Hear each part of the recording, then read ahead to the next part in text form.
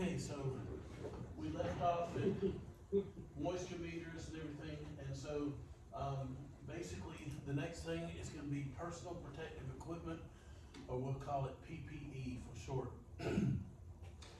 Now, you don't have to write these down, now, because I will get to what different levels of personal protection equipment that you're gonna have to use.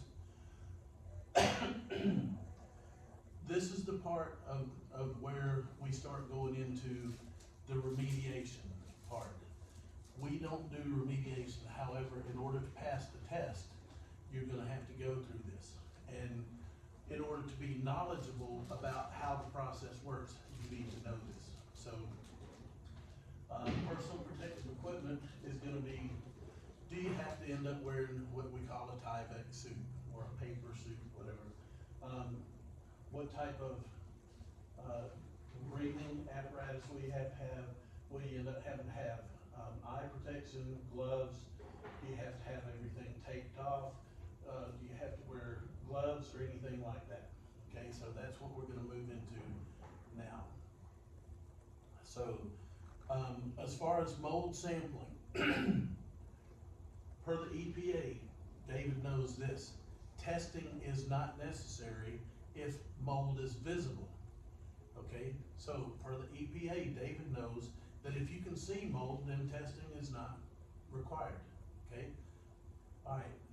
Now, from our point of view, we want to test it anyway because we want to know what kind of mold it is so that we know how to kill it. All right. So,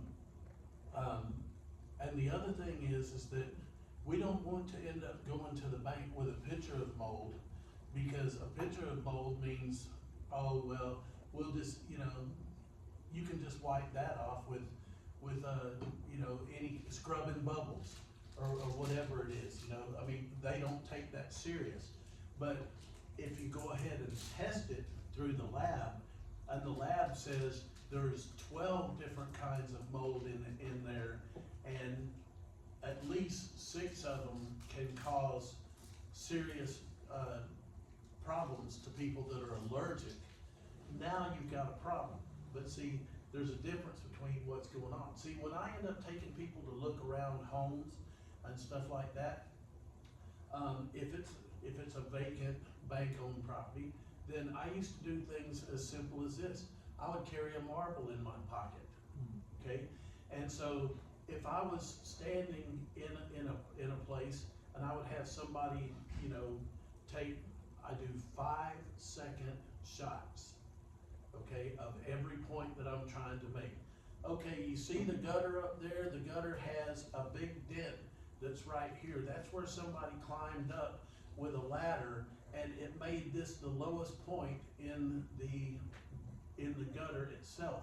So instead of the water coming out the downspouts at the end, this is now the lowest point. So the water comes to the lowest point and overflows here, and it hits the front stoop, which caused this to end up sinking, and there's a 2-inch gap in front of the foundation. You follow me? Yeah. I in 10 seconds, or I don't. And when I end up giving them a little USB, it says 5-minute USB of repairs needed at so and so. Because if you end up giving them something that's going to take them 30 minutes to watch, then they're not going to watch it. They're going to go, oh, I don't have time for all that. But if you're wanting to point out something, okay, so how many of you didn't think about that? Because see, that's one of the things that if you go to a property with me, then I'll go, you see that bush is dead and all the rest of them are alive? The reason being is the water's coming over and it's bombarding the top of this bush and everything, and it's because somebody climbed up there on a ladder to do something. And if you look at the gutter going across, then it's normally supposed to be high in the center and then go this way to where the 2 downspouts take the water off, okay? But since somebody climbed up on a ladder, they didn't put it between where there's a little support there, but you're supposed to put a rung on each side so that it holds it up. See, people don't do that. And that becomes the lowest point. And I can see that the water came over here it made all the front steps turn sideways and dip down, and if it's got a walkway and the walkway's all cracked, then if you follow the cracks from where you're looking at the front of the house, then it'll take you to where the water falls and you look up and you see where it all comes from. See, everything in rehabbing a house, you need to show what it's doing and why it's doing it, and what repair it would take to stop it from doing it. It's one thing to end up telling them this is wrong. It's another thing to end up pointing out, here's how I came to this conclusion. Y'all follow me on this? So I carry a marble in my pocket, and if I'm standing on there and I'm going, so there's a crack above the doorway here, that means the foundation is settled. Just to end up showing you a quick visual, I'll just say this is just a marble and everything, and I'll put the marble on the floor and let it go. And if it rolls and hits the baseboard, I've got a little video of, I just put this and let my finger go and it rolled away, or on a countertop. I've made my point, okay?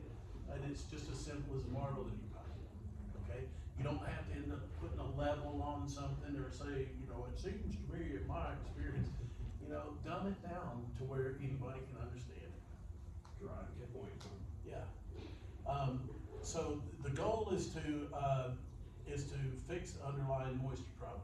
So per the EPA, testing is not necessary. So David knows that. So y'all know what to do. Okay.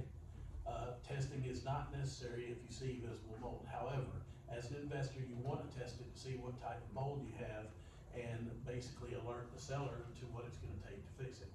And per the EPA, sampling should be done by a professional. That is true because you are the one doing the sample now, and you are a professional because you will have completed this course. By the way, anybody who's drinking coffee, I've got some creamer that's better than their creamer out there if anybody wants it. All right, so the types of samples are air samples, surface samples, carpet insulation and wallboard, which are called bulk, and water. And you want to have a reputable lab experience to end up doing the test results. That's going to be ProLab. We always use ProLab, P-R-O-L-A-B. Do not do this. Do not go to Home Depot, which I love Home Depot. Everybody knows that I'm involved with Home Depot and all this kind of stuff. Don't go to Home Depot and buy one of these $10 mold test kits, okay? You're gonna send it in and it's gonna tell you to send it to ProLab, okay? It's gonna be the greatest thing, you know, but the thing is that it's not the professional one that we do. You follow me? And so they're gonna sell your name to other people, and you're gonna get bombarded with people that's gonna try and do mold remediation, and you're never gonna get off of that list, okay? So we don't do surface samples unless we just want to. We don't do bulk carpet or insulation. We just want to do the air sample. The air sample will end up giving us to where it's radon, to where there's methamphetamine being made in the house, whether there's mold, toxins, allergens, bacterias. It's a whole array of things, to whereas you end up doing with a swab or something like that, it may indicate one particular type of mold, okay? So the one air test also does radon? Yes. Okay. Just do carbon monoxide. Anything that can be detected in the air or in the dust. Okay, so ProLab's always gonna be the people that we do. All right, we're gonna use an aerosol.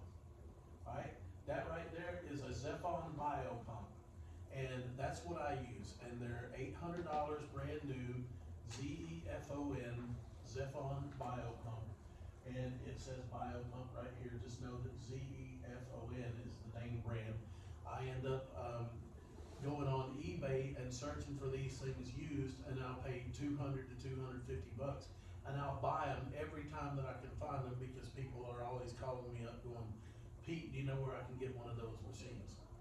Now, being a member of Metrolina, if you end up deciding to do this as an extra income and as an extra business, then you can get $250 to $300 per test. Takes 2 tests, one to prove that it's bad, that you turn in with an estimate to remediate the mold. That's where you get your discount from the bank. Then you're gonna clean it up using the products that I'm about to tell you about and the ways to clean it up. Then you're gonna end up sending the same air cell technique to the same pro lab with the same address on it, and they're gonna compare the first one to the second one. The first one's gonna be elevated because it's never been cleaned. Obviously, if I test for dirt right here and there's dirt, then I clean it and I send it to the same lab, they're gonna see that it's less dirty than the first one. So elevated, non-elevated, you follow me? Yeah. I always turn the elevated one in with my estimate to get the discount on the bank-owned property. The second one is what I disclose when I sell or rent the property, depending on what you're gonna do with it. Okay, but you do have to disclose it because you ended up forcing the bank to sell it to you, so you at least have to give them a reason to do it. And then if they ever wanted to end up, I would say don't, but if they ever wanted to see, well, I wonder if they ever did anything about that, then anybody can pull up the closing statements because it's public record. And it'll be on the HUD-1 that it had been tested for mold and it had the test levels will be there. So I'm gonna teach you exactly how to use this thing, and I'll demonstrate it and everybody will get a chance to use it. Did you say there was a Home Depot version? Yes, there's a Home Depot version, and I will end up pulling that up. I think we ended up taking a picture of it, and I'll try and show that on my phone, but we're filming with that. But it's $99, and it would be called an air sampling machine. So if anybody wants to mess with that on their phone, mold air sampler at Home Depot, $99 could be your search criteria. But Doug DeShields bought one of those and we've tested it out and it works just as good. It's just, this one, I know exactly what I'm doing and it tells me exactly what to do in the little box to where it says, do this first, now do this, now do that. So it's foolproof. Does the Home Depot, does it do the radon and all that? Or- Yes, Okay. as long as it tests for the air sample, Okay, then you send it to ProLab. It's the exact same cartridge, okay, okay, just a different machine. all right. Now, you can get different machines to do it, but here's the problem. A lot of people end up saying, well, you know, I don't wanna spend $250 or $200 for a used one, even though I know they're an $800 machine. Well, the reason why I do this one is because once I have it charged, which is a problem to charge it because you have to keep resetting it to make sure that it's fully charged. But once it's fully charged, then I can use it for 7 days without charging it again. But why would I want to end up having it to where it charges? Because 99% of the properties that you're gonna go look at that are vacant, bank-owned properties do not have power. And the cheaper ones of these, you have to plug in. So you're either gonna have to bring a large extension cord and plug it into the neighbors, or you're gonna have to bring a small compressor of some sort or a generator, or have it to where you can plug something into your car, so that you have power. That's the biggest reason. Okay, Yeah, that's so- a big reason. Because, you know, and it's great, and I love that one at Home Depot, and it's great, but the thing is you can buy cheaper models, but then you gotta make sure that you have a way to get to power. Alright, now this is called a chain of custody. Now, what this does is simply this: everybody ends up watching CSI Miami or a show that's very similar to it. What that does, by the way, we're all coughing a little bit because we've got aspergillus, right above us. And we've got a little bit of a tickle in our throat. But, this right here is called a chain of custody. Anytime, any of you that have ever seen any of the NCIS or CSI, things, know that they're always talking about, oh, you broke the chain of custody on the evidence. Okay, so there is a chain of custody on this so that you can maintain the integrity of it. It doesn't matter that I touch it and David touches it. That's not a violation. What's a violation is if you need to know whether it's, whether what you're testing with, like a swab or an air sample, whether it can be exposed to heat, left in your car in the sunshine. You know, it might be 80 degrees outside, but it's 130 degrees in your car, you know, or something like that. Or do you have to refrigerate it before you send it, you know, and stuff like that. So this right here is simply this.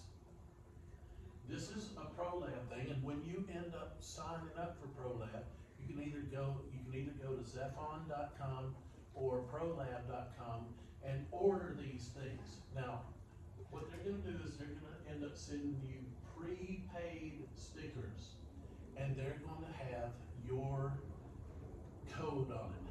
And let me get one of these real quick, just to show you what I'm talking about.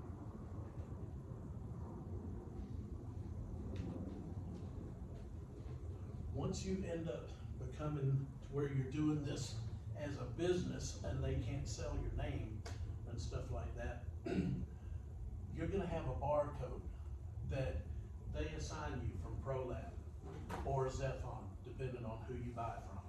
Cause you can buy these from several places. But wherever you choose, they're gonna end up where, like, for $99 at Home Depot, you get 5 of these cartridges with the $99 kit. Right.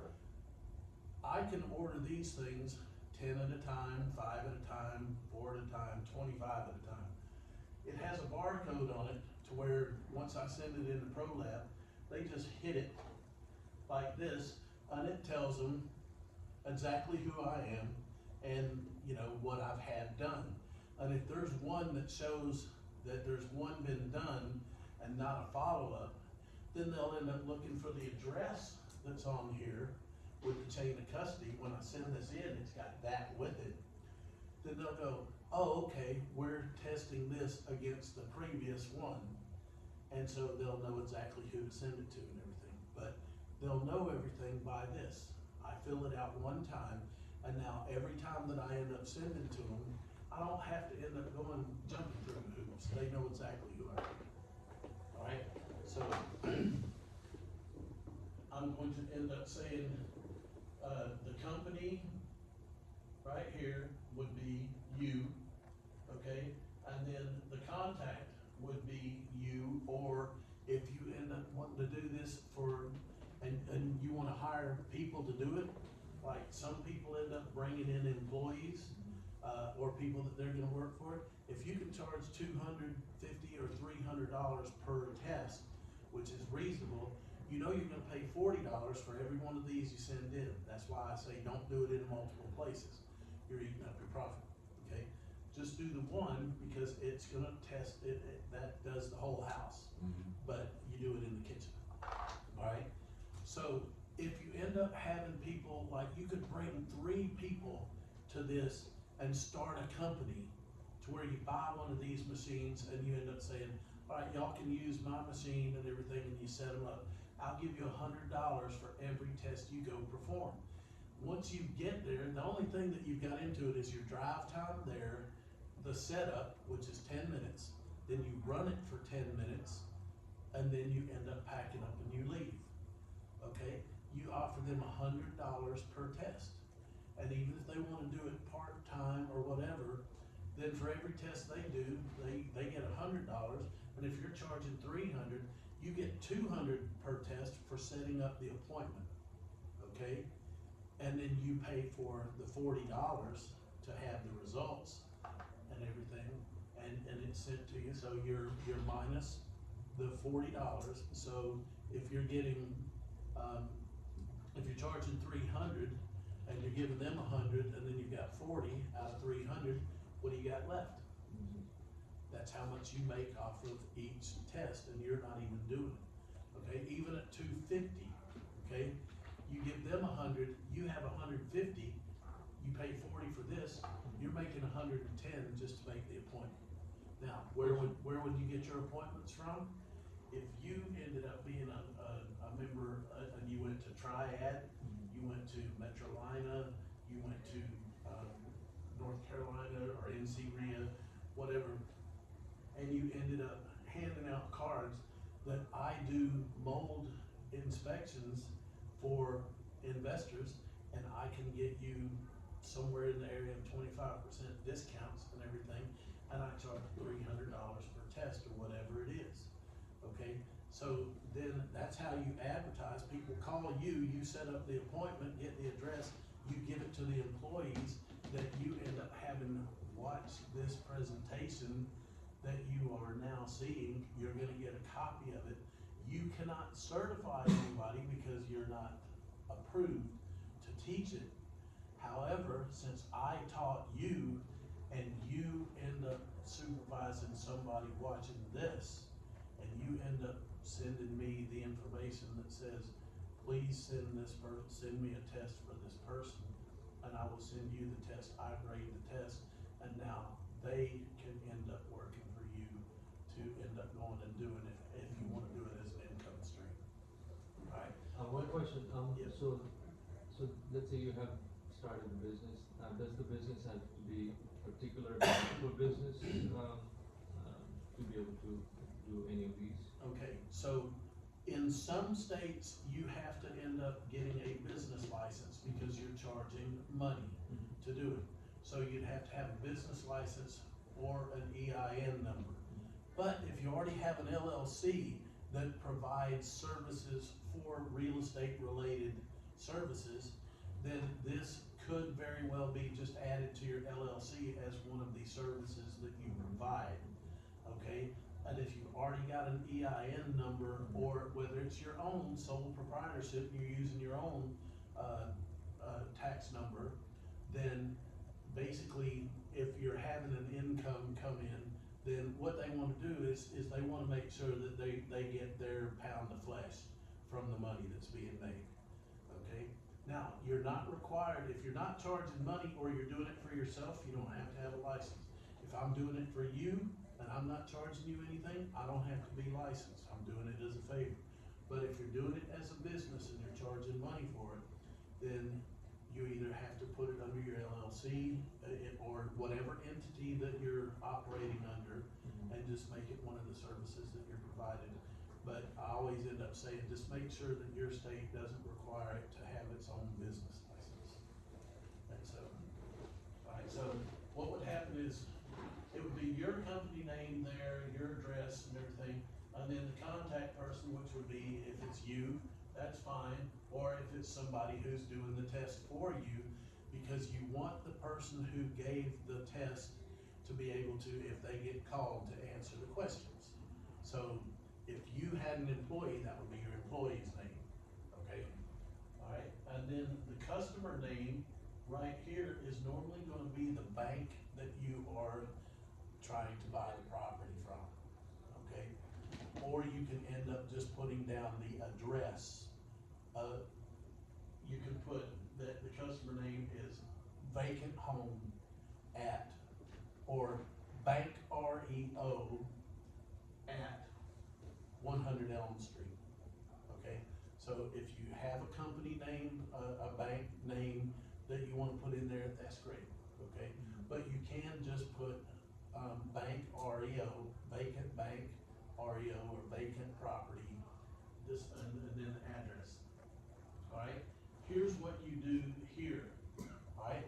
This has a number assigned on it. Serial number 1997868, okay? See that? Alright, obviously I've been carrying these around for years because, you know, I don't wanna end up carrying around good ones and everything. So I've been carrying this one for a lot of time. And so, basically what happens is you end up putting on the chain of custody that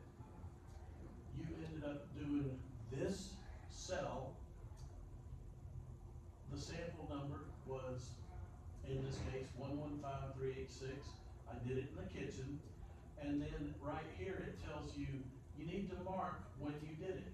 Next day, same day, third day, or I want my test run stat, which means I want my results today. So the day you send it overnight, if you write stat on it, but like if you've only got 4 days of your 10-day inspection period, you write stat on it, and then they will end up, the day that they get it, you send it overnight, the day they get it, they'll run the test and send you the results that day, but you pay $100 instead of $40. Alright, but see, I always want you to do it the same day. So Indy is next day, so you end up doing it on your way home from work, and then you go home and you eat dinner and everything, and you don't mess with it until the next day. You take it and you FedEx it out. You have to put that you did it the next day. Now they know that it's got what time it was, and they calculate for the dryness or whatever. But I always do, I never do the next day, I never do third day, I normally do same day, and I've never actually done stat, okay, because I never actually was in that quick of a need for it. So what's gonna happen is it's gonna say, what type of sample type did you use? An AOC is an aerosol, that's what we're always gonna use. Then they have biotape, or swab, or a carpet sample that you cut, or a piece of cellulose up here, or a petri dish, or a tape sample, or a piece of drywall, or whatever, or a piece of paint, dust, soil, water, whatever it is that you're sending them a sample of, okay? So we're always gonna use this. So this is gonna be an aerosol.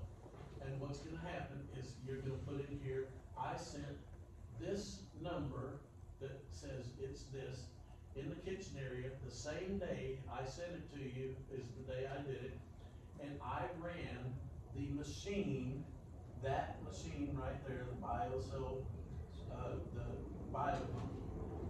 Then I ran it for 15 minutes at 5 liters of air per minute, which means 75 liters of air ran through this. Do you follow me? 15 minutes.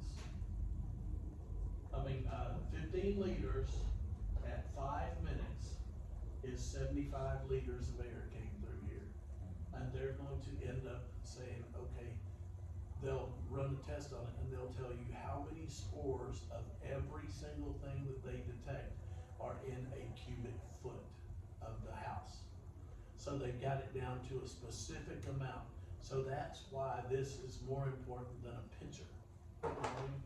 Alright, so in order to end up having something to base it against, this is the inside air. They want to know what the outside air is like. So you run an outside air test, okay, that goes along with this. Normally there's not a charge for that because they need a base to go against, okay? Sometimes, some companies will charge you per capsule and everything, but they have to have an outside sample because in theory, inside air should be better than outside air because it's controlled inside, and outside, then it's wild and free and it's the wilderness. So that's what they want to do is they want to see how bad the air is compared to the outside air, okay? So you run one inside, you run one outside, and it's the same day for 15 liters per minute for 5 minutes, which is 75, and it's in the aerosol. Now, just for something to do, we ended up doing a metal stud. We ended up taking Scotch tape. We don't buy the stuff. See, I just end up sending in and say, send me 10 of these. And I pay for it, $40 at a time. I pay $400, they send me these, it has all my information on it. And it has an expiration date when you gotta use that. So they also send me prepaid stickers, which they send me prepaid stickers and FedEx envelopes, okay? So they send me these, and what I do is every time that I run one of these, I write down on the chain of custody this particular serial number and tell them how many minutes I ran it, at how many liters, and that it's an aerosol and where I ran it, so they know exactly where it is. And so then they get it. I end up taking the prepaid sticker that they put on there, I put it on the FedEx envelope and I send it, okay? So I'm already paid for up front. And that's where you put your prepaid stickers, for as many as you wanna send in, then you can do it. And then it says who it was done by. But then, over here, you end up having to put, well, when I took the test, there was no rain, there was no snow, there was no sleet, there was medium wind, and there was, you know, it's just gonna ask you about what type of day was it. They wanna know if it was raining, sleeting, snowing, or whether it was just a regular old day. Alright, so that's simple enough. Alright, so then, right here it says, how do you want your report delivery method? Do you want it sent by fax, email, or mail? Well, since we're normally in a 10-day inspection period, we want it emailed. Because that way, as soon as we get it, then we print it. And it prints right off of our home computer. Alright, is there any question about the chain of custody here? Because it's just a matter of matching this to that, so that when they get it, and they pull these things out, then if you've done more than one, then they know which corresponds with which. If there's only one in there, then it's pretty simple. You send that in, do you burn yourself a copy to keep? I normally do. Yeah, I make a folder on every house. Alright, so now that we have that, then there's other types of ways that I'm supposed to teach how to do Question, this. can you go back for a second? Yeah. So, on the bottom there are place prepaid lab stickers, there are several, options, so you have 3 containers you're sending, so do you put 3 stickers? There would be 3 stickers on there. Yes, because a metal stud is a totally different test. Now, the outside is something that some companies charge you for that test and some companies don't. But in order for them to make a accurate on what the problem is, they have to have an outside sample. So unless you're dealing with a company, because there's several companies out there, but I like ProLab, and the last that I checked 6 months ago, ProLab was not charging for the second one. Okay, but they're like Zephon will charge you per capsule. Alright, so I don't know what the Home Depot deal is. It actually depends on who they've got their deal with. And Home Depot's big enough that they may end up having a better deal because of the amount of people that will buy that. Alright, so the other part is for flat surfaces, then you can end up seeing mold and you end up putting tape on it. Alright, here's how they want you to do it.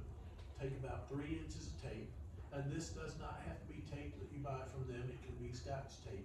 Just as long as it's clear, any tape that you can buy at any store, fold over about 1 inch of it so that you can grab a hold of it without it sticking to you and you're pulling it off and sticking to both your hands, okay? So you fold a piece over and everything, you stick it on the visible mold that it is, and then you rub on it and pull it off. Now the tape has the mold actually stuck to the adhesive, alright? Most people end up buying the microscopic glasses and they tape it to the glass, okay? They don't require that. You can take a Glad baggie, a sandwich baggie that you have in your drawer, and tape it to the inside of the bag, okay? And then end up taking a permanent marker and write a number on it. Make up your number. Just make sure that on the chain of custody, the plastic bag number tape sample matches what you wrote on the plastic bag in the chain of custody. Okay, but we're not gonna do that, but I'm just teaching you that. And the same thing for a swab. If they send you a liquid coated swab that you see them do it on CSI Miami, where they swab the blood, then they cut the tip of it off, they put it in a tube, and everything, and then take it to the lab, and then it spins around and all that. So, you know, they have the same thing for that. Anyway, so, I just ended up putting it on the inside of the plastic bag, alright? And that's sufficient. Now, remember, we don't have to do that. And use a permanent marker, that's misspelled, match the sample to the chain of custody. We don't use microscope slides. We put the chain of custody in the shipping container, which is the FedEx envelope. And this is not required to be refrigerated or anything. And so you send it to the lab for analysis, and then the lab already knows that it has to meet the ISO number on there. The advantages are that it's simple, no sophisticated equipment is provided, or required. The lab can provide qualitative and quantitative analysis. What that means is it tells you what kind of mold it is, or toxin, allergen, bacteria, meth, radon, whatever, and how many spores there are. So it's the qualitative, which means what it is, and the quantitative, which means how much of it is there, okay? So the disadvantages is that they can't culture it on a table, because that means put it in something and let it grow for days. We don't have time for that anyway, so that's why we don't ever mess with anything that needs to be labbed. And some types of mold can't be identified separately, because if you, like a swab, or just touching it, or just doing one of the simple things that you get from Home Depot, it's only gonna give you one type of mold. Whereas the air sample will end up picking up 10 different types of mold in the air. And I would rather see 10 types, because anytime that you end up wanting somebody to give you a discount, you give a whole list of things on why you want a discount. Because then if they end up going, oh, well, that's nothing, and I don't care about that one, and that one's just ridiculous and everything, then you still got 7 more. You follow me? So, that's the whole idea behind this. Will you find lead in the air in like old houses that have like Yes. flaky lead paint? Okay. It So will- it will find end up picking up. literally anything. So Pro Labs, will they give you a report with everything? Yes, Lead and, you know, if there's lead or yes. radon or, So some of the big houses I've been in, there's a high likelihood you're gonna have not just mold, but also Yes. Now, chemical contaminants. the only time that you're gonna find lead in the air is if there's been a recent, like windows replaced or something like that, okay? Very heavy. Normally that's heavy enough to where it has dropped down and everything, and you don't have a problem unless somebody has replaced windows and everything. The other thing is don't ever test your own house for mold, or your properties for mold, because once they test positive for mold, then it has to be on record forever, okay?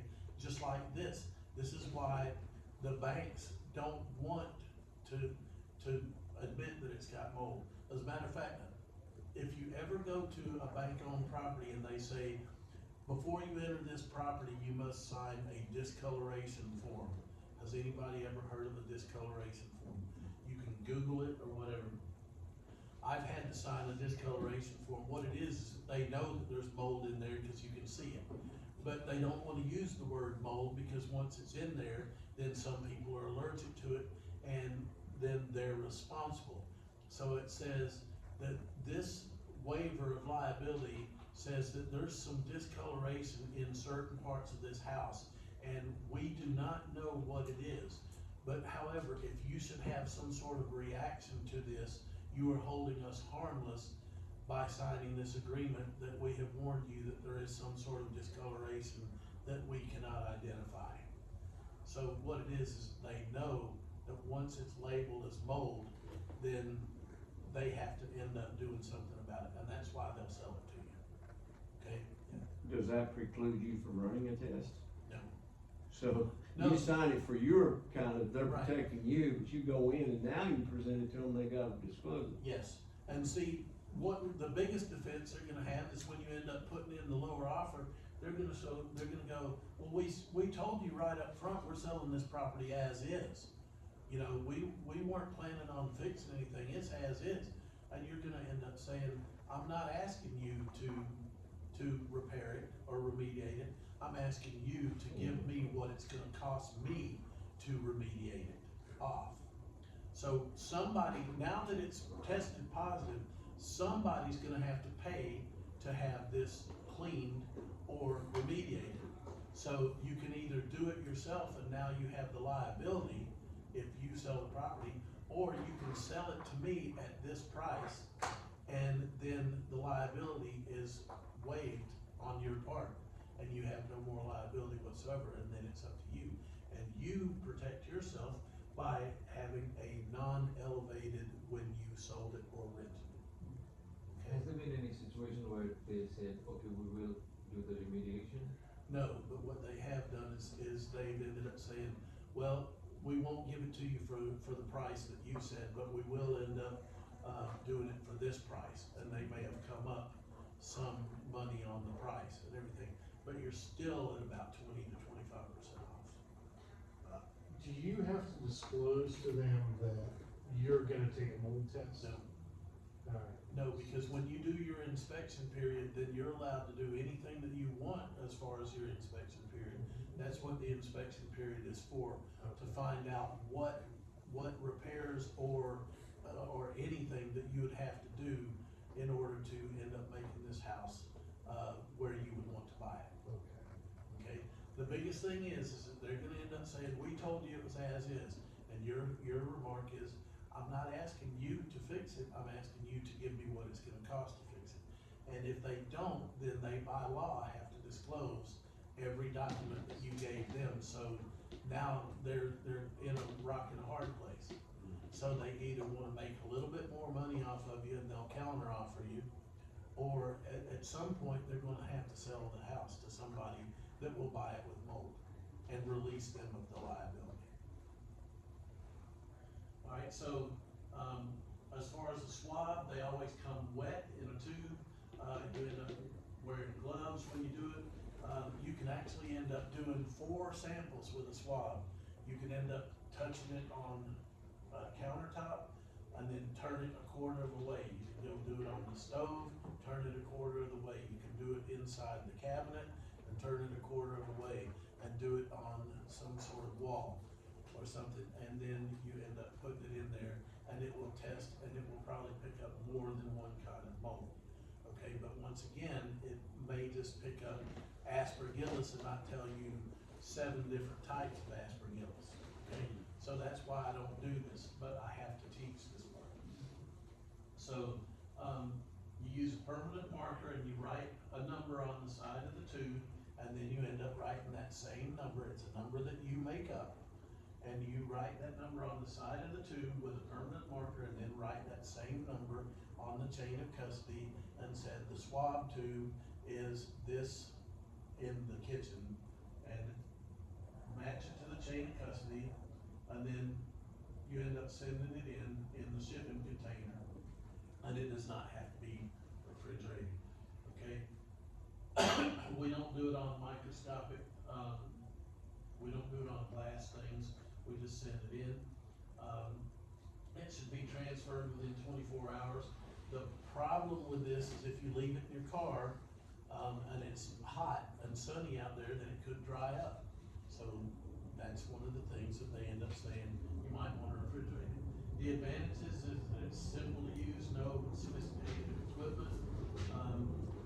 It can tell you quantitative and qualitative, what kind and how much. Can be directly, done by microscope, or they can culture base it and let it grow, but we don't have time for that. The disadvantage is that the air, or temperature can end up doing it, dry it out, and the fungal structures can be destructive, making it difficult to use on a microscope. Like if you wipe it across and it's got mold on it, but then you end up hitting something like, some sort of egg or some sort of jelly or something that was on there that mold was growing on too, then it could pick up the jelly in there, and that's gonna end up clouding your sample. Okay, so, that's a funny analysis, but if it's growing on food, then, jelly is one of the things that might be on a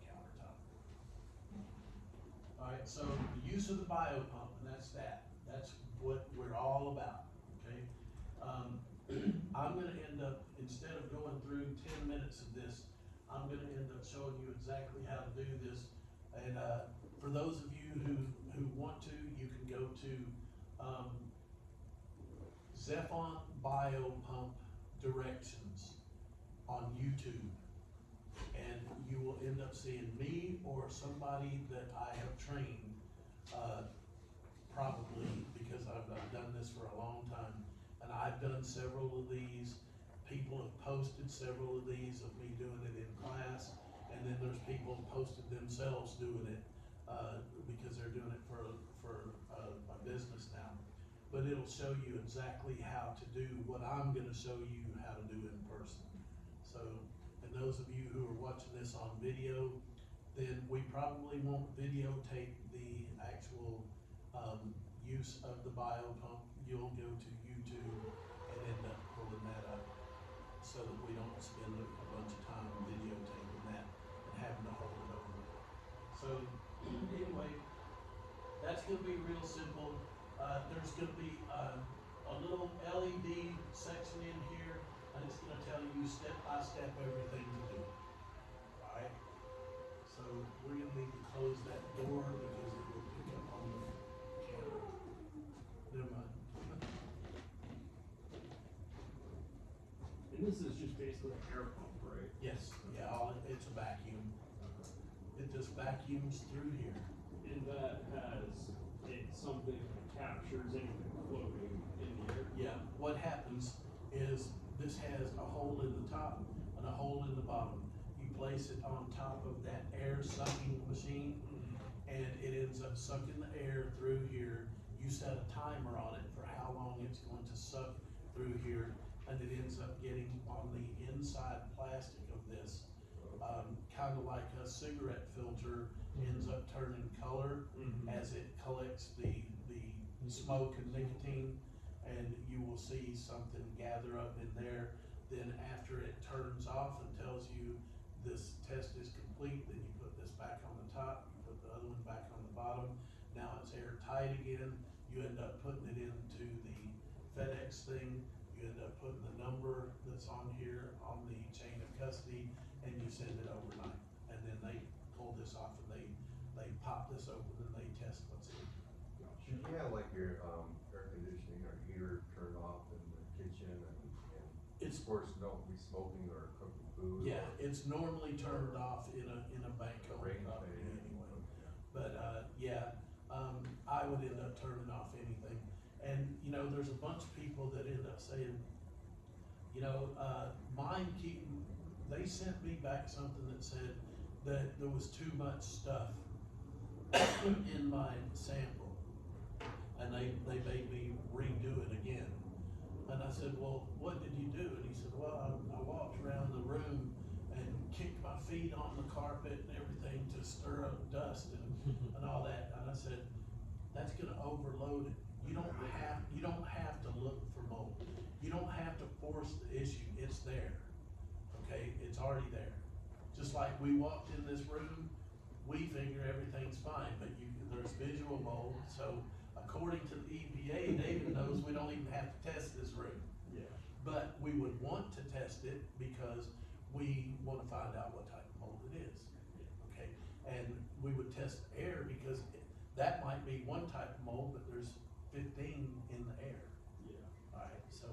So you don't wanna let it run for 25 minutes? No, Okay. no, So you just do follow exactly what it says, otherwise it's gonna end up, see, slides are sensitive to overloading. Okay. A trace should be visible but not opaque. So in other words, if you look at it and you can't see through it, then go ahead and do a second test, because this one's gonna be too thick. They need to be able to see through it, it needs to be opaque. I mean, trace should be visible but not. Little discolored. Yeah. So, the reason why this is so good is because they can end up telling, there's gonna be 17 things on it. I ended up giving a copy of the test results, As a matter of fact, I probably downloaded it on my computer so that I could print these wherever I want. So, when we end up doing the test, I'll pull up an actual mold test and end up showing you what the test results look like. See, I normally have it, it's like a 7-page report, and I normally carry them with me. But if anybody who's seen my car, it's loaded with everything out of the storage unit. We moved over to the college, to where it's all set up with everything that I need now. And so I have PA systems and speakers and microphone stands and everything loaded up in my car to take it back, because I was having to store it in a storage unit out here. And now that I don't need it because we're at the college, then I'm taking it all back, because there's no sense in letting it charge me $150 a month just to sit here. Alright, so we are now, at general remediation issues, and we're gonna, this goes a little bit faster now. So, as far as remediation, okay, dry items before mold grows, right? So David knows that's within 24 to 48 hours. It's gonna tell you for carpet, you wanna remove the water with a wet and dry shop vac.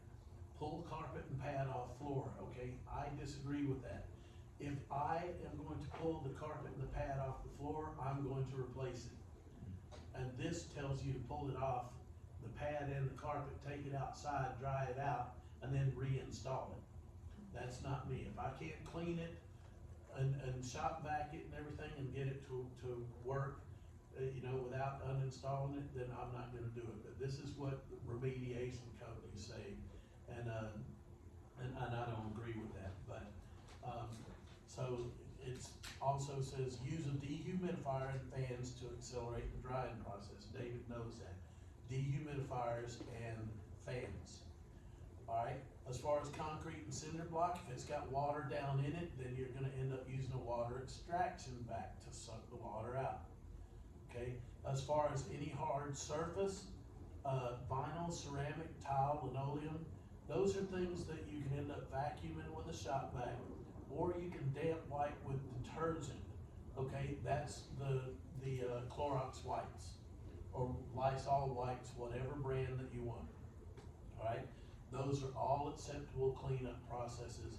And remember, you don't have to do this, just your cleaning crew that you get to clean up after you, have them clean your kitchens, your bathrooms, wipe down your everything with Microban Plus or the other Concrobium mold control at Home Depot. Any of those products that I told you about, shampoo the carpets with it if there's carpets in there that you're not replacing and stuff like that. This will end up killing all the stuff so that you'll get a non-elevated test. You probably wait a little bit before you test again, right? 24 hours. Okay. Yeah.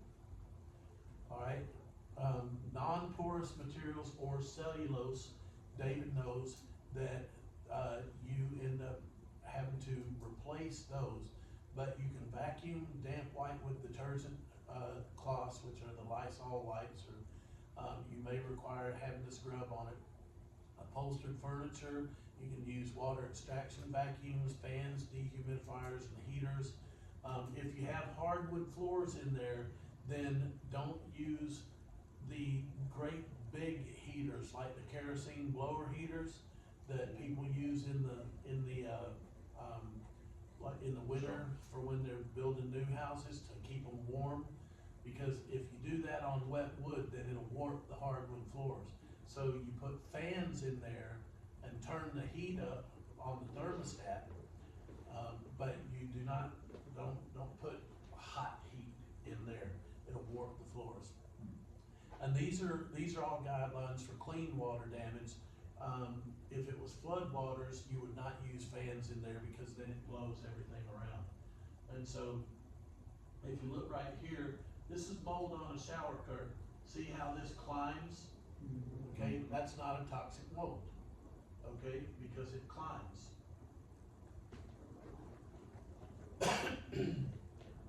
Alright, as far as drywall, which is also called gypsum board or wall board, it can be dried in place if there's no obvious swelling.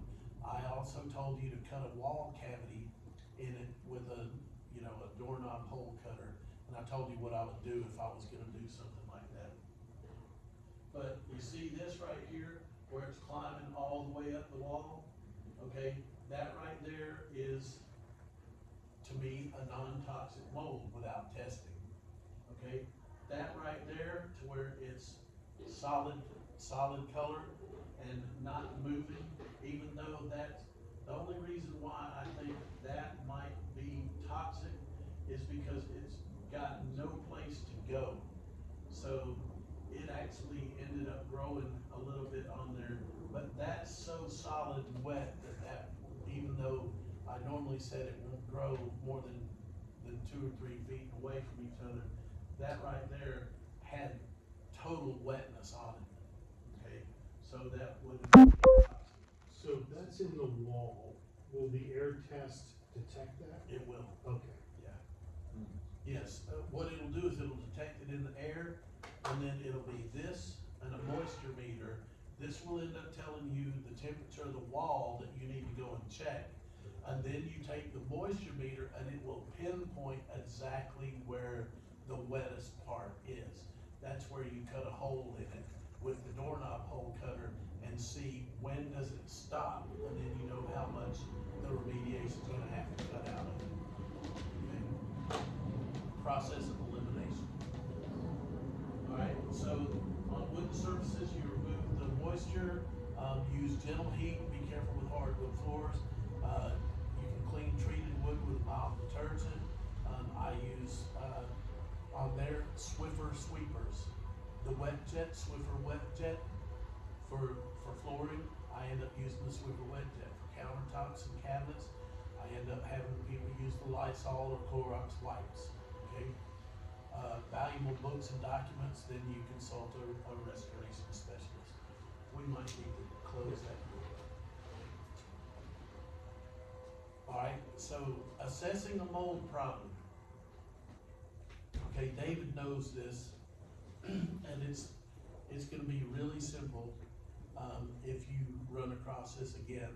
So it's not like you have to end up going, oh, I really need to make sure that this gets etched in my brain.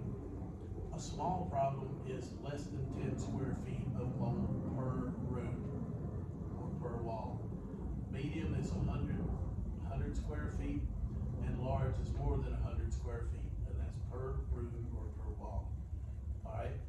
So they want you to involve professionals in medium to large projects, which means somebody who's been through a course like this that knows whether it's gonna be a toxic mold that they're looking at or not.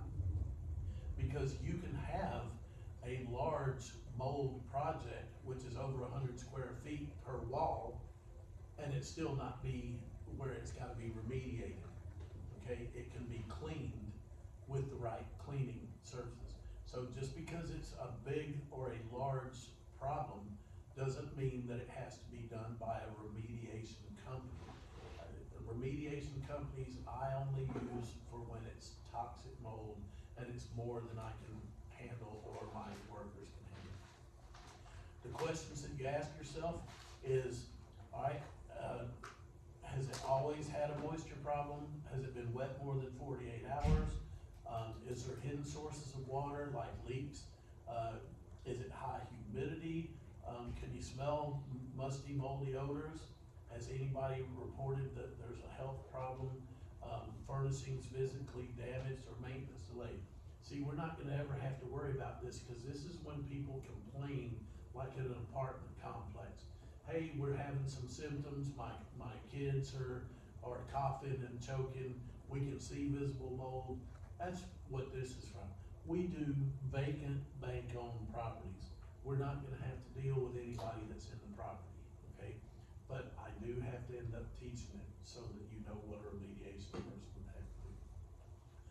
The cleanup methods are always a wet and dry shop vac, which removes water from the floor on hard surfaces.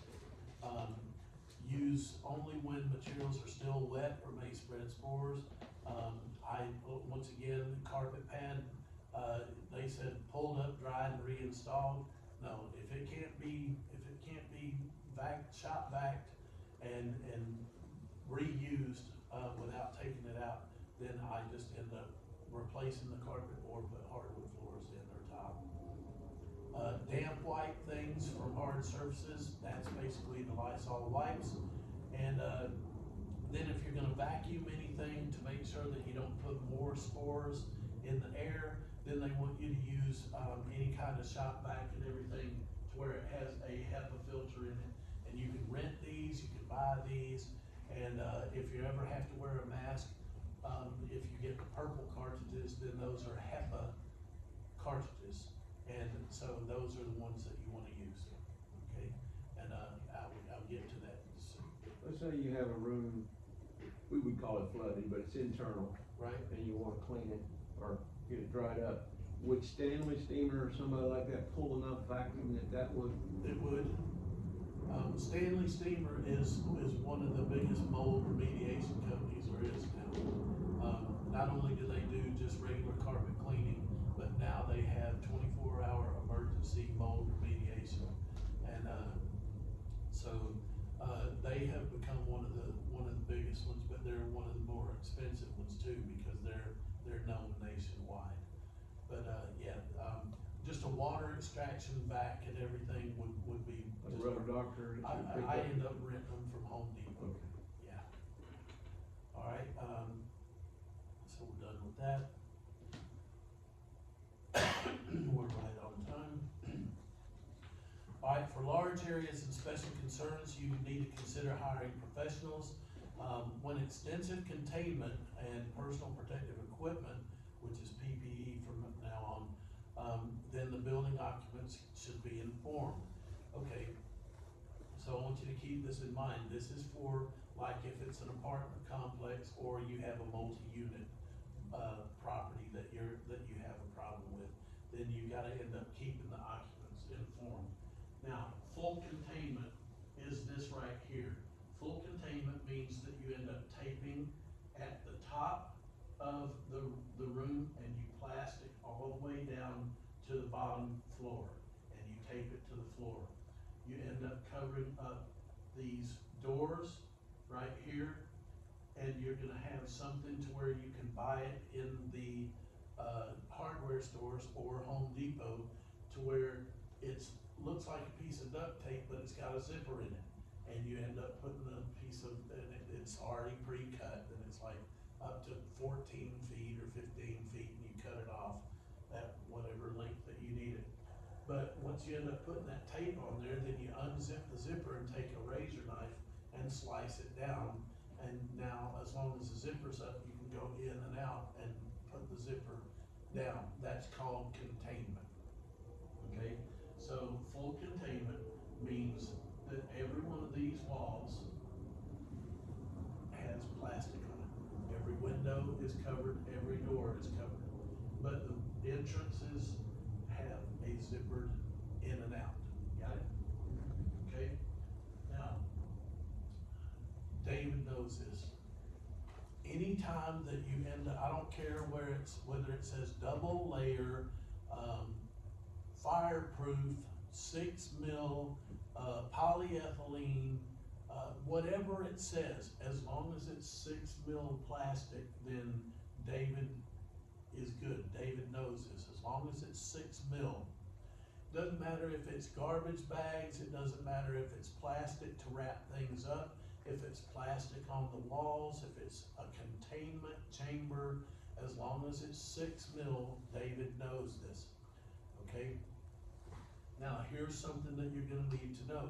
There's something called a contamination chamber, okay?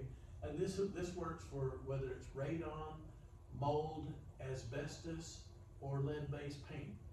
Every time that you have an infected room, then you're gonna have something that comes out about 4 feet from the doorway, so that it's gonna come inside, and you're gonna have these little poles that are spring-loaded, okay?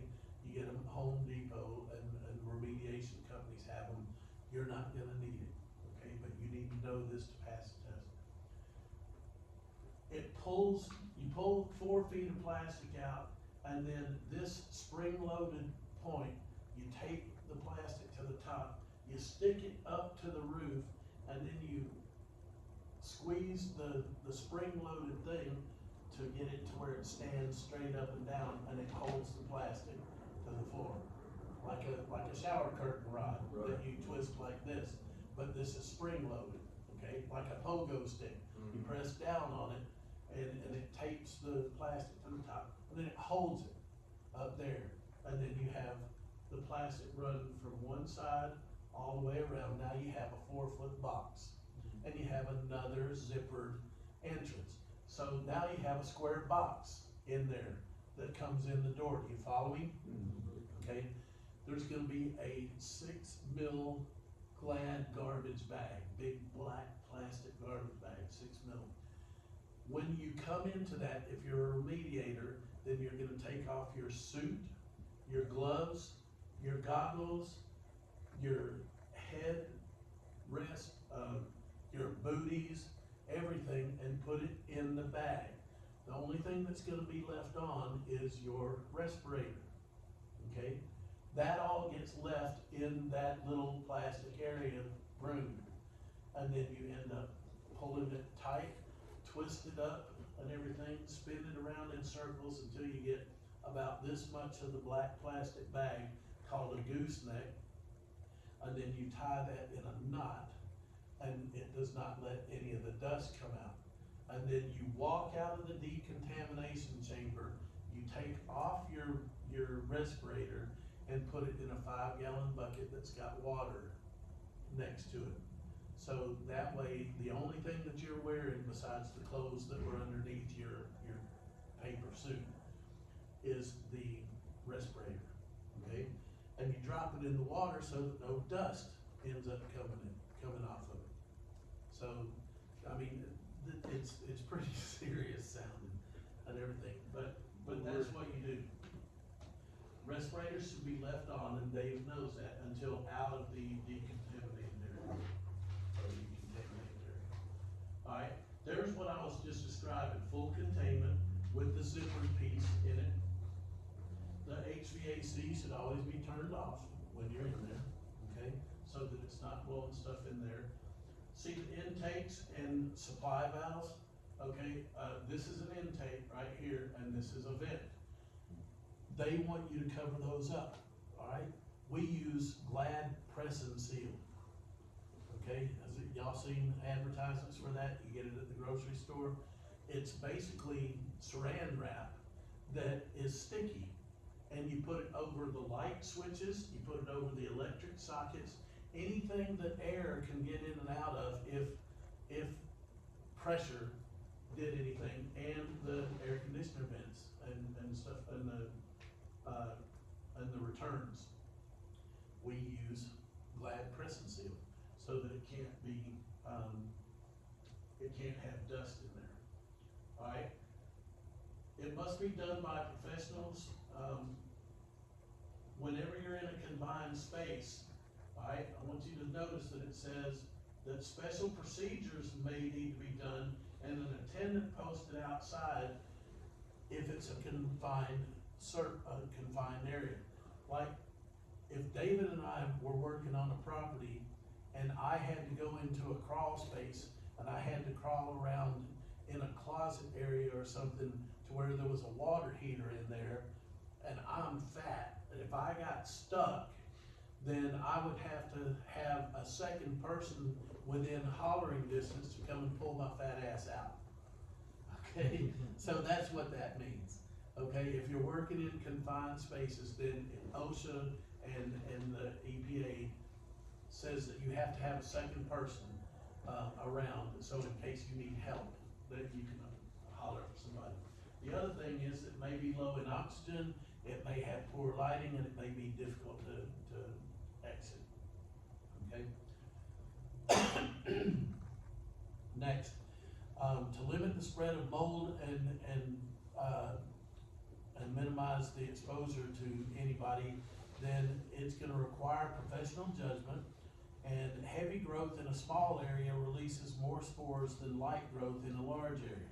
We've already figured that limited containment is under 100 square feet, and full containment is over 100 square feet when the spores can be spread throughout the building. Negative air pressure needs to be contained, and what that means is when you're coming from the ceiling to the ground with your plastic, negative air pressure means that the plastic, if it ends up not sitting flat against the wall, should come inwards, which is negative air pressure. It's pulling it towards you, not positive air pressure, which means that it's pushing it. Okay, because if it's pushing it, that means that air could be flowing. Negative air pressure means that it's not blowing, it's sucking. Okay, so that makes a difference then for some reason. We've already gone through the negative air pressure, we've gone through the larger than 100 square feet. And remember, poly sheeting, no matter what they describe it as, fire retardant, or any other adjective they wanna put in front of it, as long as David knows that it's 6 mil, it doesn't matter, then he's good. Alright, so it should billow inward. If it flutters, then containment's been lost. Alright, so single 6 mil fire retardant polyethylene, remember just David knows 6 mil, it doesn't matter all the other things. You're gonna have a slip entry, it's gonna be covered with a flap. You're gonna end up securing the plastic, around doors and windows with duct tape on the floor. On large areas, you're gonna use the, spring-loaded, poles that I told you about that you can rent or buy. They're dirt cheap and everything, they're real easy. I already told you that you got a sealed air vents, doors, pipe chases and everything. That's Glad press and seal, okay? And basically the, HVA system has to be turned off, and, containment is always installed from the floor to the ceiling for full containment. And, you always replace all the filters in any air handling products before you allow anybody back in there. Alright, so full containment means a double layer 6 mil fire retardant polyethylene sheeting. The decontamination chamber is something that has to be done, which I described for you. It has to have the slit entry covered so that you can go in and out and close it behind you. You have to end up taking off all of your personal protective equipment inside the contamination area and put it in the sealed 6 mil Glad garbage bag, twist it up, tie it in the knot, and you wear your respirator until you get out and you drop it in a bucket, okay? So we went through all of that. Alright, and so personal protective equipment, there's 3 types of personal protective equipment, okay? They're always gonna have gloves, they're always gonna have goggles, okay? So the only thing that's going to end up making the difference between minimum, limited, and full is the respirator type, the breathing apparatus, or whether you have to wear a paper suit, okay? You're always gonna have goggles or eye protection. You're always going to have gloves, and you're always gonna have at least an N95, thing that goes over your mouth. An N95 is like the paper ones that you see at hospitals, okay, just the white thing that goes over there. Most of the time, an N95 has a little plastic thing on the top of it, but it's just the white paper with a little plastic on it. What N95 means is that it will stop 95% of particulates coming through, alright? So that's for minimum, alright? And it's gonna show you that for minimum, gloves, goggles, and an N95 respirator. A respirator covers your nose and mouth. An N95 respirator does not cover your eyes, okay? And David knows that, alright? So you're always gonna have gloves, you're always gonna have goggles or eye protection, and the minimum that you want to do is an N95 respirator. It covers your nose and mouth, and it filters 95% of airborne particulates. Limited personal protection is when you're doing over 100 square feet. You're gonna have gloves and goggles all the time. But instead of a paper or an N95 rubber band mask, now you're gonna have what we would call a cartridge mask on, okay? A half a face cartridge mask. To make sure that you end up having a P100, which means that it stops 100% of particulates coming through. And if you wanna know that it's HEPA, then HEPA is purple, okay? So these masks can be bought for like $12 or $15 at Home Depot.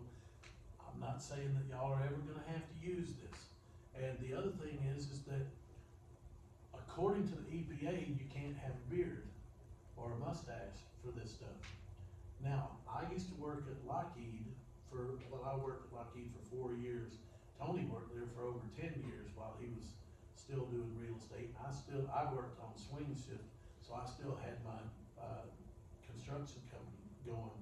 But our dad got us jobs there because he was one of the top people there. And, he got us to fly on cool airplanes and everything because they had to go through him. He was the test flight, he was the department manager of test flight engineering.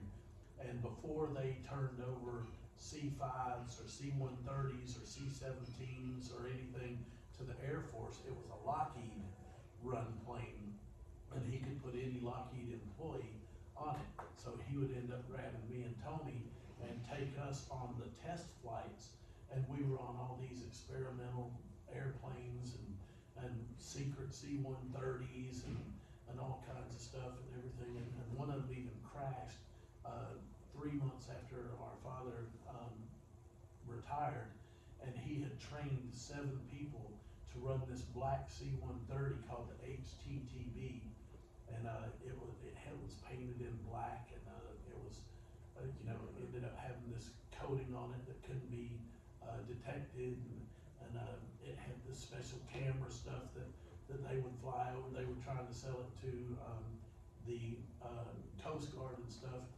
You could actually be flying, we would fly above Lake Lanier in around Atlanta. And it would zoom in and you could see facial recognition of people driving boats. So it was for like drug smuggling. You could read a license plate from way up in the sky.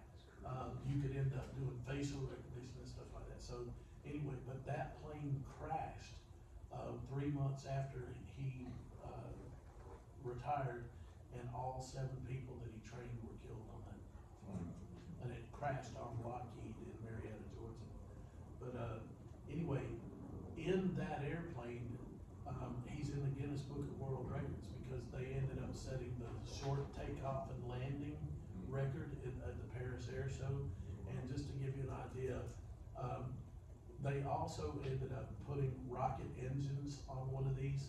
And if you remember when Jimmy Carter was president, then they ended up sending Delta Force in, and they landed a C-130 and went and rescued the hostages from Iran, and then flew off. My dad was the one who had the testing for the rocket engines that were on that propellered airplane so that it could take off in 150 feet and land in 150 feet. Because once it landed, then it had rockets that would stop it. And then when they took it off, it had rockets that would take it off. So, that's pretty cool. Jason. Alright, so, as far as limited, then you're gonna end up doing the disposable clothing. Alright, it's always gloves, goggles, and eye protection. This time it's a half face respirator with a P100 and the disposable clothing. Alright, and then the full PPE means that you're wearing the suit, the goggles, the eye protection, and this forces air into you. In other words, now you're being blown air. You're having forced air, okay? Which is something that we're never gonna do, okay? And the other thing is that once you end up putting on the bodysuit, the paper suit, then you end up putting duct tape on your wrists, duct tape on your feet, so that it can't get in there. And when you zip this up right here, then you end up putting duct tape on the top of it so that it can't unzip, 2 or 3 inches and start getting stuff in there. but, you know, you're not gonna end up having to run across anything like that. Alright, we're getting close. How do you know when an evaluation or the remediation is complete? You know it's complete when people can occupy without health complaints or physical symptoms. And once again, that's for if you have multi-unit places and they're occupied, and that's not what we do. But most important, you eliminate the source of moisture that caused the problem, and David knows that the best way to stop mold is to eliminate the moisture problem within 24 to 48 hours. Alright, so how do you know if it's done? Well, if visually the mold is gone. If you can't smell a musty odor, then it's good. You can do samples to compare the mold levels inside and outside if you want to. What they're basically doing is telling you what I told you before. We end up doing a before to prove that it's bad. Then they talked about remediation. I talked about we do mold cleanup. That's the difference between what we do as inspectors. See, all we do is we verify that we take the test of what's in here and send it off to an independent laboratory. That's all we do. Now, if we wanna get involved in doing some of the cleanup so that it costs us less, then we can do some of the cleanup with the Lysol wipes and the shop vacs and stuff like that. Cause it's not gonna hurt us and everything, and some of us do that. Some of us do a lot of the stuff ourselves. But if you're like most people these days, then you just wanna hire another company to do it. All you have to do is make sure that they use the chemicals that I told you for their cleaning stuff, and instead of what they use. And then, once you end up paying them to do your regular cleanup like you were gonna do anyway, then you retest it, okay? So I always end up doing a second test and everything, so,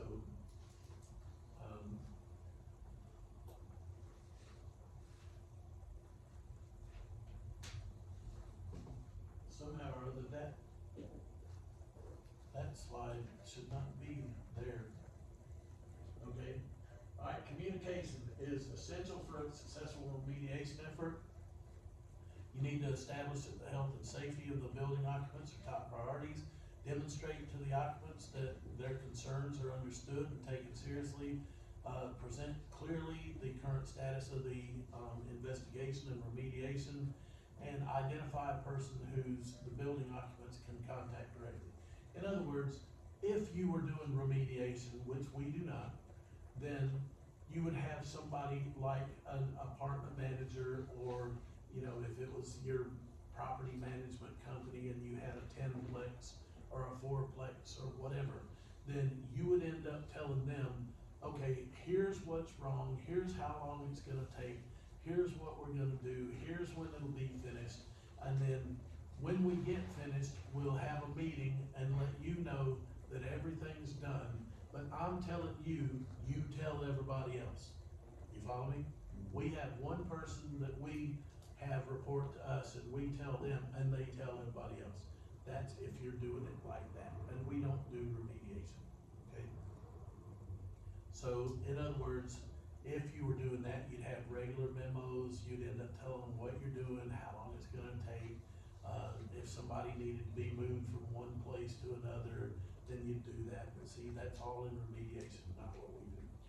Can you work with homeowners, if you wanna take it to the business side, and recommend, like, easy cleanup?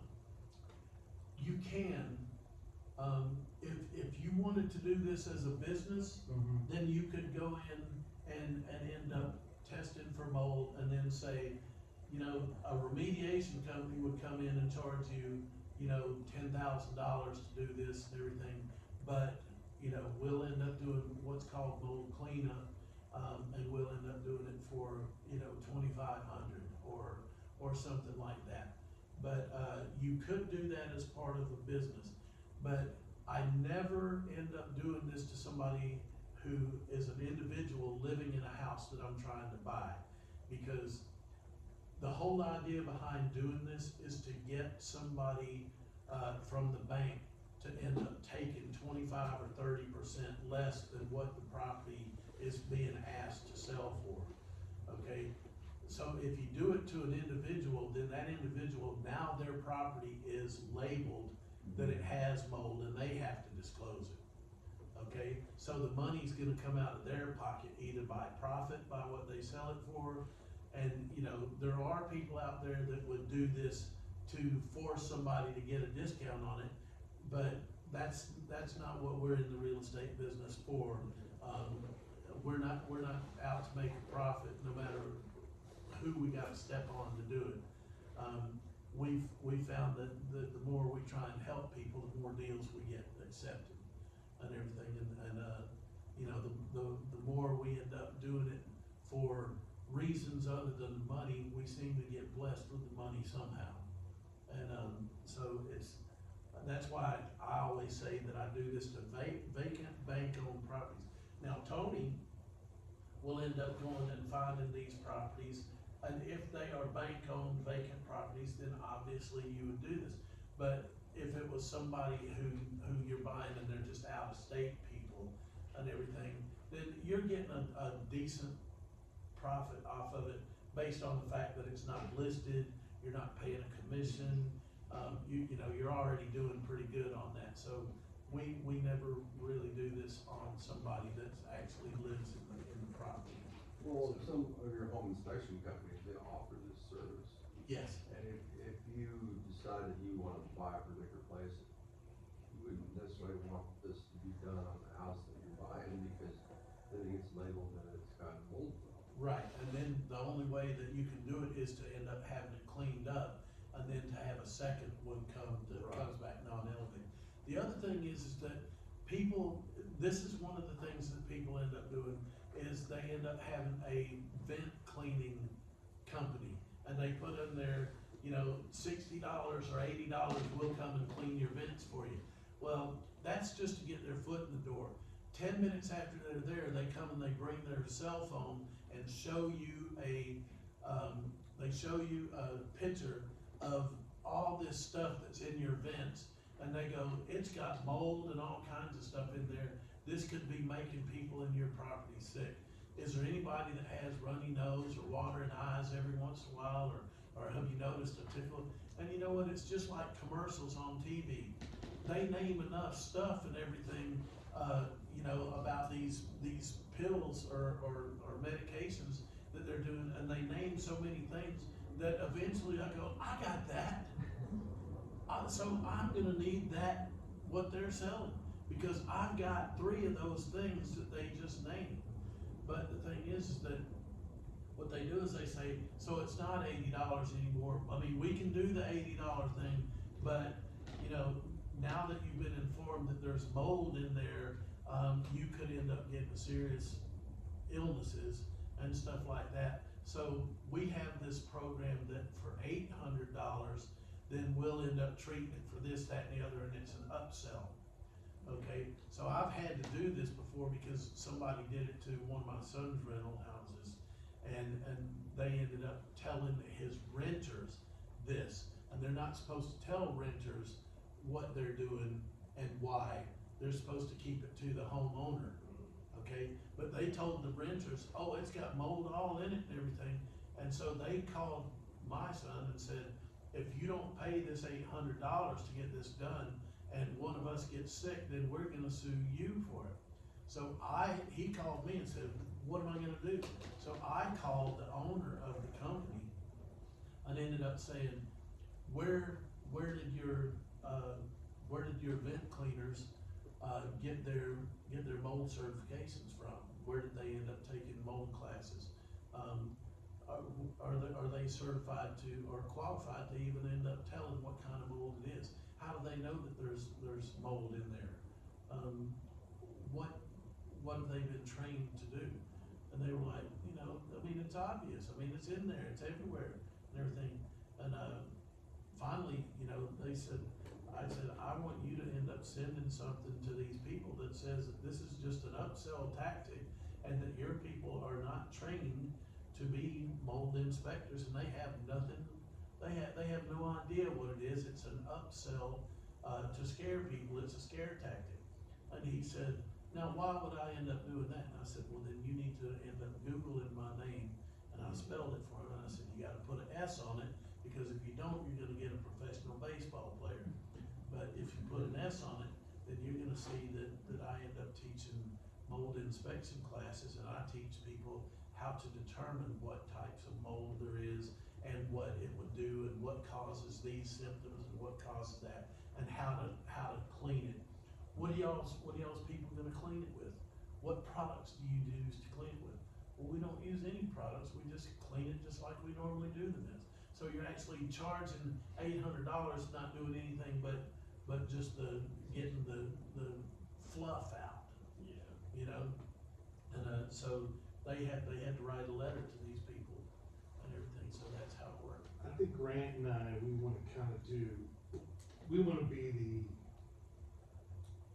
for the housewife, right, or the, you know, hey, I'm concerned, somebody came in and said, you got all this mold, you know, can you guys check it for me? Yeah, Or You put it know, on.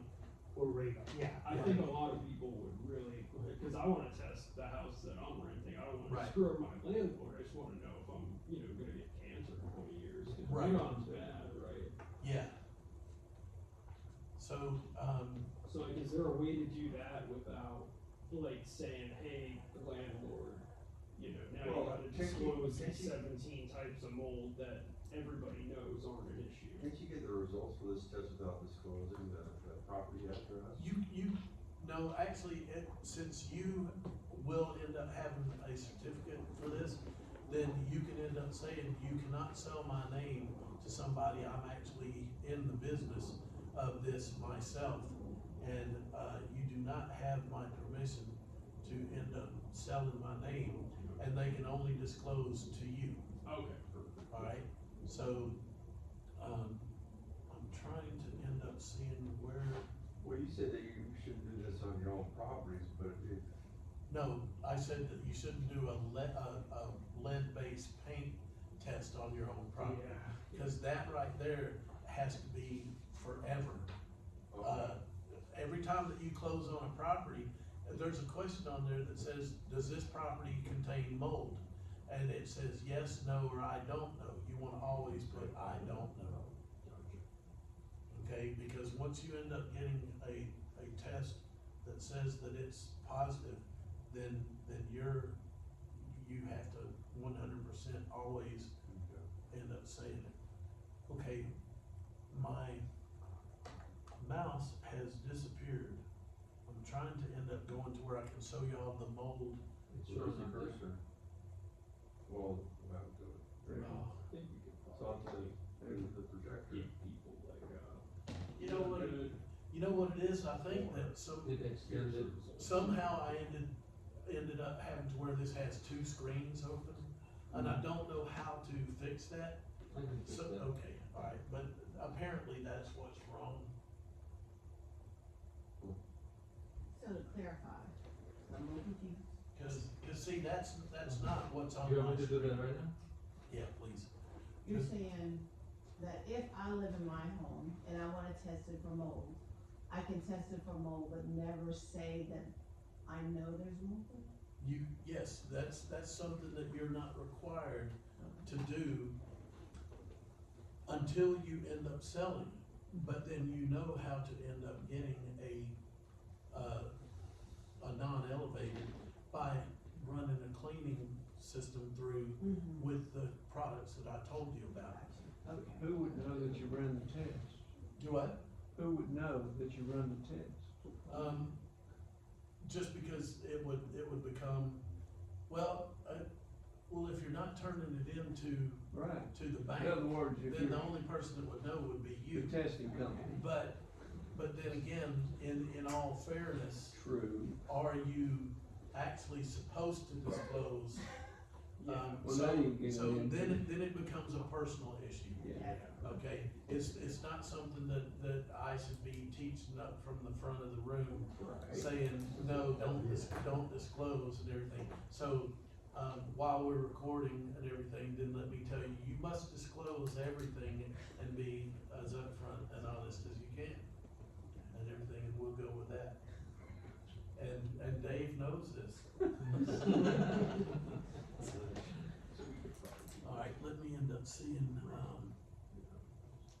what I'm gonna do here. David, will you end up opening up that box right there or look underneath the, black bag and end up seeing if it says mold test? Papers? Yes. Does that say mold test right on the top? Course. Is radon certification, Yeah, mold knowledge test.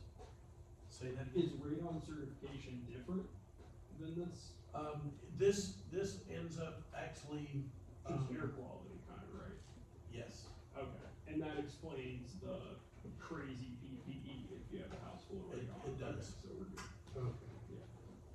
So I was gonna say, they just ripped this right from the ARC, but radon makes sense. Okay, take one of these, pass it, and Exam? this is the exam, Okay. and I'm looking for the mold report. So, y'all are allowed to ask questions. Yes, let's go ahead and shut it down. I don't need